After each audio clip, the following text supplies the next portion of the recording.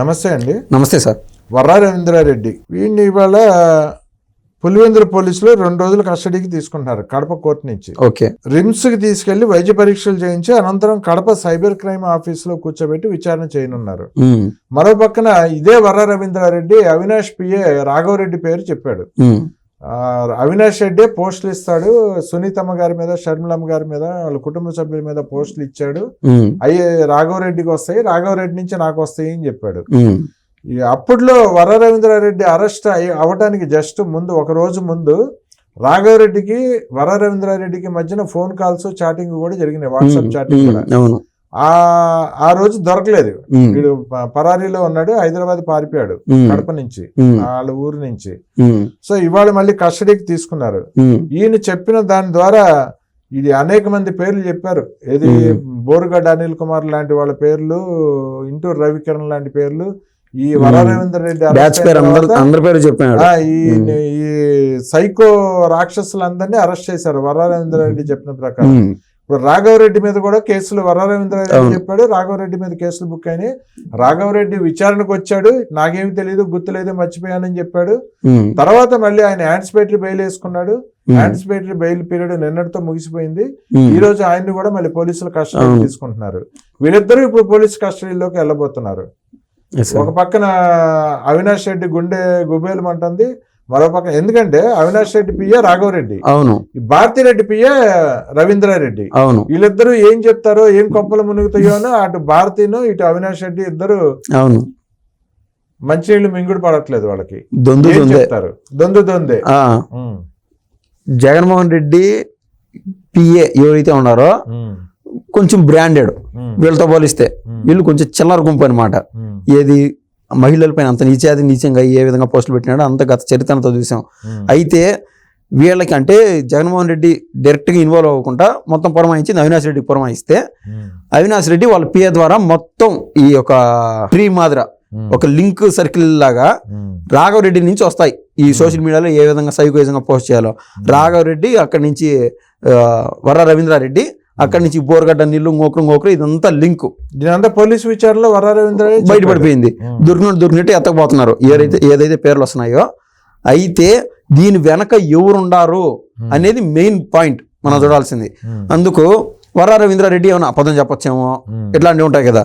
So నిన్నటి దాకా అది బెయిల్ పిటిషన్ ఏదైతే ఉండిందో రాఘవరెడ్డికి, దాన్ని కూడా అయిపోయింది దాని టైము. ఈ రోజు ఆయన కస్టడీలోకి తీసుకొని ఇద్దరు నుంచి పక్కన కూర్చొని పెట్టి క్లారిటీగా క్లీన్ విచారణ చేయబోతున్నారు ఇవాళ.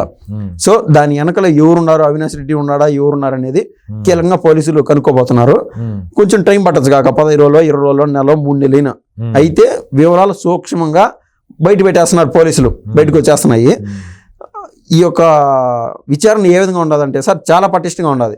లేకుంటే మనం చూసాం సోషల్ మీడియా సైకోర్ ఎంతమంది 3 నెలలు నుంచి పోలీస్ స్టేషన్లోనే ఉన్నారు. అంటే వాళ్ళు చేసిన అరాజకాలు అలాంటివిలేండి. సో ఈ పోలీస్ వ్యవస్థ దీని వెనకల మూలాలు ఎవరున్నారు వాళ్ళు దొరికే వరకు వీళ్ళు వదిలిపెట్టే సమస్య లేకుండా ఉన్నది.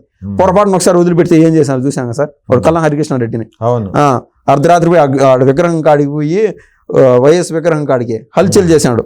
ఈ సైకోయిజం, రౌడీయిజం వాళ్ళ డిఎన్ఏలోనే ఉండదు, అది తప్పదు. కాబట్టి వాళ్ళు పోలీస్ స్టేషన్లో మగ్గిపోవాల్సిందే.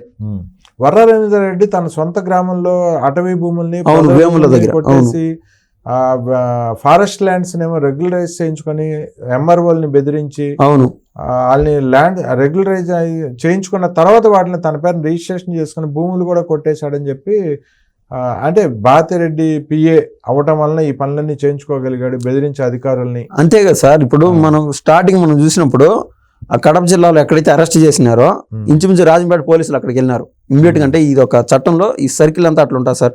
ఓడు పొరపాటున స్టేషన్ నుంచి బయటకు వచ్చేలోపు ఇంకొకరు ఎత్తుకొని పోవాలి విచారణకి, అట్లా ఉంటుంది. ఇప్పుడు ఆ వర్రా రవీంద్రారెడ్డి పైన టోటల్ కేసులు చూస్తే ఒక కడపలోనే 10, రాష్ట్ర వ్యాప్తంగా నమోదైనట్టు 40.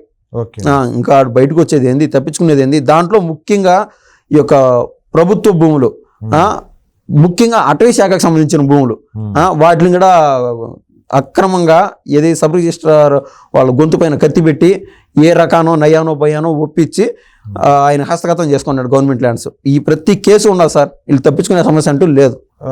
కడప పులివెందుల్లో టీడీపీ నాయకుడు బీటెక్ రవి గారిని, ఆయన్ని కూడా ఈ వర్రా రవీంద్రారెడ్డి తన మనుషులతో బెదిరించేవాడని, మేము చెప్పిన మాకు ఎదురు తిరిగి గనక తెలుగుదేశం పార్టీలో తిరిగిన మాకు ఎదురు చెప్పిన తెలుగుదేశం పార్టీ జెండా ఇక్కడ ఎగరేసినా కూడా ప్రాణాలకు ప్రమాదం తీసుకొస్తామని చెప్పి అంటే ప్రాణహాని ఉందని చెప్పి బీటెక్ రవి గారే చెప్పారు అప్పుడు. మనకి ఈ రకమైన దౌర్జన్యాలు ఇవన్నీ కూడా చేసేవాడు వరదరారెడ్డి అని చెప్పి కూడా ఉంది. అవును సార్, అభియోగాలు కేసులు కూడా ఉన్నాయి. అదే కదా నేను చెప్పింది ఏంటంటే ఈ 40 కేసులు టోటల్ రాష్ట్రం అంతా, ఈ 10 కేసుల్లో అదొకటి. అంత టోల్కే సెక్యూరిటీ లేదు. ఎవరు బీటెక్ రవి చంద్రబాబు నాయుడు కన్సర్న్ లోనే ఉంటాడు ఆయన. ఇది సెక్యూరిటీగా చూసుకోవాలి, తప్పదు.